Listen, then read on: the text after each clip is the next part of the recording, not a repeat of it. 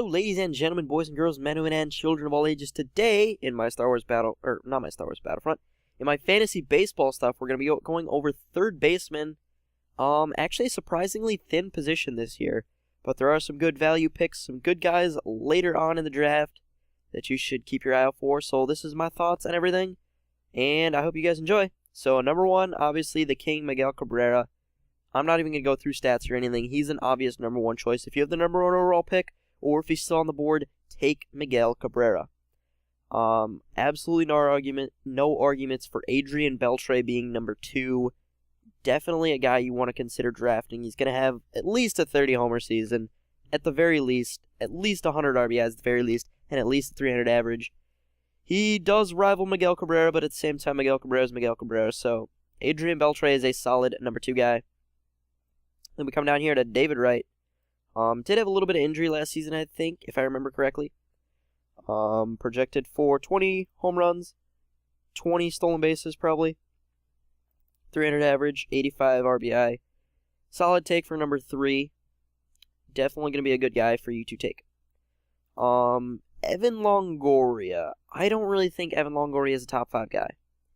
He has, as it says here, he is injury prone. And he is projected to hit 36, almost 40 home runs, have over 100 RBIs, and hit 279. But I was looking at taking keepers and stuff, and I was looking at Evan Longoria, and I was doing some stat tracking for like the past few years. Evan Longoria is not a guy you want to take for fantasy. Why? Look at these strikeouts over here. His strikeouts have increased every single year, even with him playing less. Last year was, I think, the first year in his career that he actually played 160 games. He had 162 strikeouts. In 160 games, he only had 32 home runs. Whereas compared to previous years, he had like 30 home runs in 100 games 2 years ago, or 3 years ago. So his power is coming down a lot. Evan Longoria is falling off the pedestal as that consistent fantasy player. I wouldn't consider taking Evan Longoria at 4. I'd consider taking Evan Longoria probably in the 8 to 9 range. Evan Longoria is not a top 5, even a top 10 really, third baseman anymore. He's going to hit for power, not going to hit with a ton of power though, not going to play a lot of games. Evan Longoria is not worthy. Josh Donaldson, however, proved himself last year. Great breakout season. 20 home runs is definitely attainable for him this year. 100 RBIs is also attainable for him, as well as a 280 to 300 average. Josh Donaldson is definitely a solid number 4. Ryan Zimmerman, I really don't know about Ryan Zimmerman. From what I've heard, he's very inconsistent, and injuries have long been an issue. So I wouldn't really consider taking Ryan Zimmerman this early, but there's not a lot of depth here, so there's give and take. He's a risk-reward type guy. 27 home runs, probably around 100 RBI, 280 average. Zimmerman's probably a top 5 guy if you really want my honest opinion. Matt Carpenter is valuable because he also plays second. He's going to hit for a lot of average. He's not going to steal a lot of bases. He's going to drive in a decent amount of runs, and he's going to hit a decent amount of home runs. So he's definitely a top 10 guy, not a top 5 guy. Kyle Seager is going to be one of your biggest sleepers this year. 25 home runs projection, 22 last season, 260 average. He's going to drive in a lot of runs with Robinson Cano and Corey Hart and Mike Morse there. So I'd really consider taking Kyle Seager this year, especially if you're down this far already. Kyle Seager is the guy you want to go with. Aramis Ramirez, he's been injury prone the past few years. I wouldn't really consider drafting Ramirez outside of the top 15. But if you're really hard up for a guy, Ramirez could be a guy you'd want to take. Probably going to hit around 20 home runs if he can be healthy. Probably not 90 RBIs. I think he's starting to tail off a little bit. I wouldn't really consider taking Aramis Ramirez. I would, however, consider taking Pedro Alvarez. 35 home runs. He's going to strike out a lot. That's something you're going to have to deal with Pedro Alvarez, but he's going to hit a lot of home runs. He's going to drive in a lot of runs consistently, and he's going to walk a decent amount. So if you're really hard up for a third baseman or you want a power-hitting third baseman and those top few guys are already taken, Pedro Alvarez is the guy you want to take here. Brett Lowry, I expect Brett Lowry. He's had a lot of injuries last season, so Brett Lowry, I project him. He's probably going to be pretty good. I'd consider him in the top 10.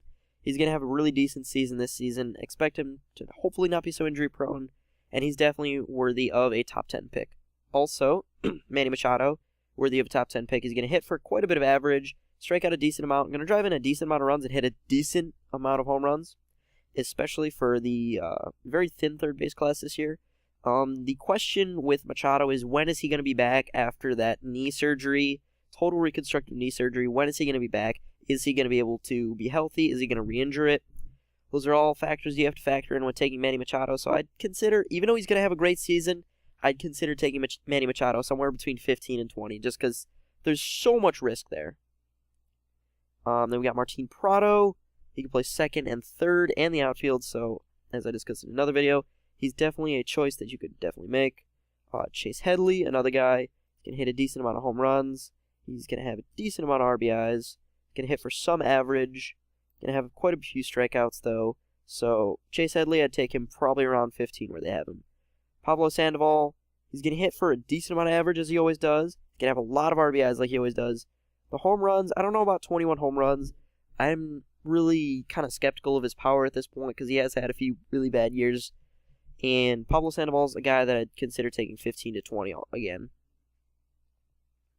Then we come down here, which is really far. Will Middlebrooks and Xander Bogaerts, they're probably going to be sharing responsibility this year. I don't really know who's going to do better.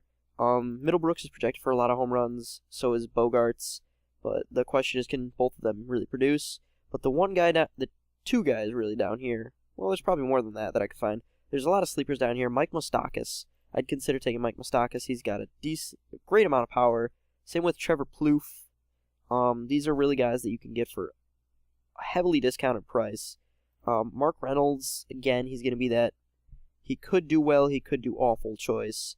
Juan Francisco, I'd really love to take Juan Francisco because he's going to hit a lot of home runs. He's probably not going to hit for too much average. He's probably going to drive in a lot of runs, though.